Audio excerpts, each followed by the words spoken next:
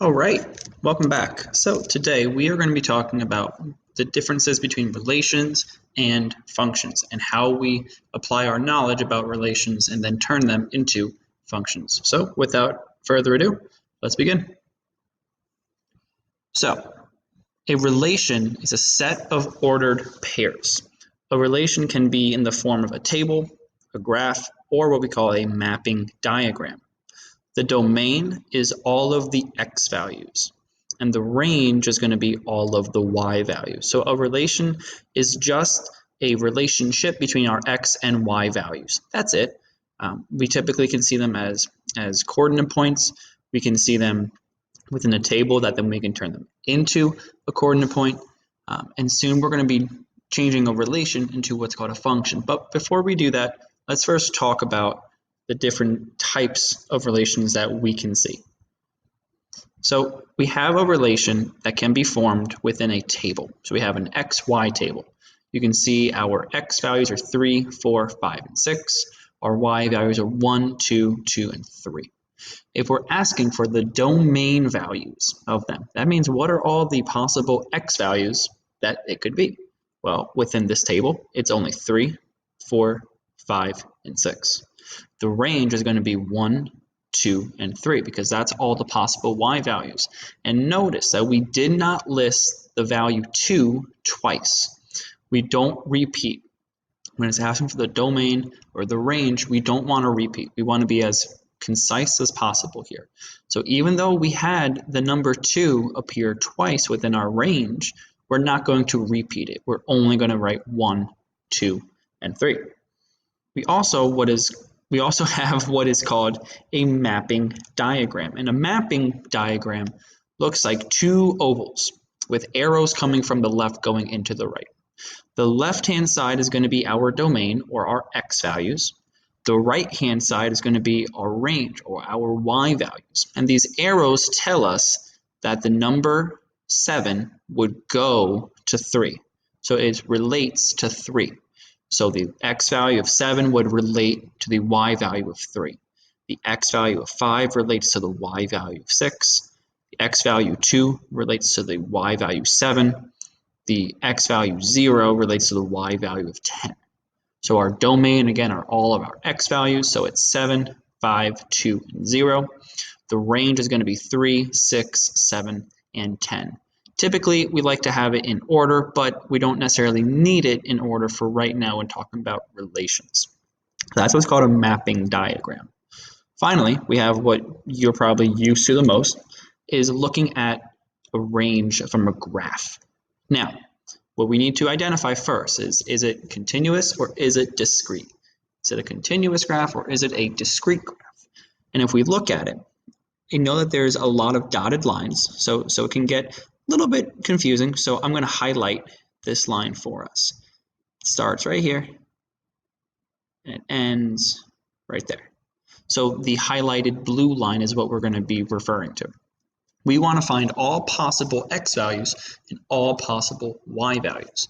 So if we look at it, we have this dotted line coming all the way down to the x value of 2. And another dotted line going all the way down to the x value of 7. What that means is that it can range anywhere between 2 and 7. And notice it's a continuous line. So it could be 2.5, it could be 2.6, 2.7, 2.5876, 5, 4, 3, 2, 1, right? It has all these fractional pieces to it, so it's going to be continuous. Since we have all these possible values for our domain, we're going to write it as a compound inequality. We're going to say that it's going to be 2 is less than or equal to x, which is less than or equal to 7. Meaning it can be any value between 2 and 7, and it can include 2, and it can include 7. So we write a compound just to make it easier, saying x is going to be between any value of 2 and 7. Likewise, we need to do the same thing for our range. Well, our range, we look at the lowest value compared to our highest value. Well, the lowest value is going to be 3. Our highest value is going to be 5. So since our lowest value is 3 and our highest value is 5, and it's a continuous graph, we're going to have the compound inequality 3 is less than or equal to y, which is less than or equal to 5. And the reason why we have y is because that's our range. A range describes all possible y values. The domain describes all possible x values. So we use those specific variables to represent the domain and the range. Awesome. So with this in mind, please work on problems 1 through 6 on the note sheet and resume when you are ready to move on.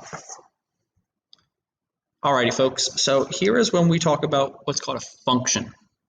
So a function is a type of relation where each x value, also called the domain value, can be paired with only one y value. And that's important, that each x goes to one y. We cannot have a repeating x value.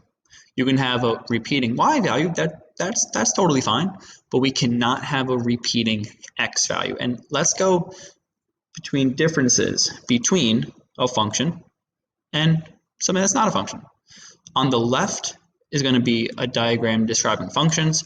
On the right of your sheet is going to be something that describes something that's not a function. And I have it in green because green's good and red is boo, right? So if we look at this table, on the left-hand side of our functions, we notice we have the x values 2, 3, 4, and 5. We have y values 3, 4, 4, and 6.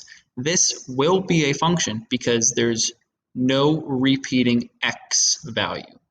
We can have a repeating y value as we see we have with 4, but we cannot have a repeating x value. If we look on the other side, we have the x values of 5, 6, 6, and 7, and y values 1, 2, 3, and 4. Notice that we have this repeating of our x value of 6. Since we have a repeat of our x, that means this is not going to be a function. This is paired with 2 and 3. We also can look at it on a graph. Well, if we look on the left-hand side, this is a discrete graph, and notice how there's no repeated x values. 2 goes to 3, 3 of x goes to 4, 4 of x goes to 4, 5 of x goes to 6. On the right-hand side, though, you can notice that 2 goes to 4, 3 goes to 4, which is fine there, but 3 also goes to 6. And since we have a repeat in x values, this is not going to be a function. Now, we also have something that's called the vertical line test. And let me show you real quickly what that is. So a vertical line test is going to be where you have a vertical line, and in order for something to be a function, if you pass that vertical line anywhere on a graph, whether it's continuous or discrete, it should not hit 2 x values. So if we bring it over to the left-hand side, because we know that this is a function, if I drag this along, oh, I have one value there. Oh, I have 1 here. I have 1 here. I have 1 here. So it only intersects once at each x value. If I bring it over to the right-hand side and I start to use this vertical line test, well, I should hope that only one intersection point happens for any x value. Well, for the x value of 2, it's only once, but for the x value of 3, it intersects twice, which means that this second graph does not pass the vertical line test, telling us that there is a repeat of x values. And it should kind of make sense because a vertical line seems to be going only through our x values. So if we have 2 points of an intersection, that means that it's hitting another y value twice, right? Which we don't want that. We don't want a repeat of the same x value in 2 different spots. So it would pass for the x value of 5, but it does not pass because of the x value 3 has 2 points of intersection. And then lastly, we have what's called as the mapping diagram. Over on the left-hand side, we notice that our x values are 2, 7, 8, and 15, and each x value only has 1 arrow coming out of it, which means it will be a function. Notice how the y value, or our range value of 4, has 2 arrows coming into it. That is totally okay. That is totally all right. But we cannot have 2 arrows coming out of the same x value like we do over on the right. If you notice, we have the x value -6, or our domain value, -6, and there's 2 arrows coming out of it.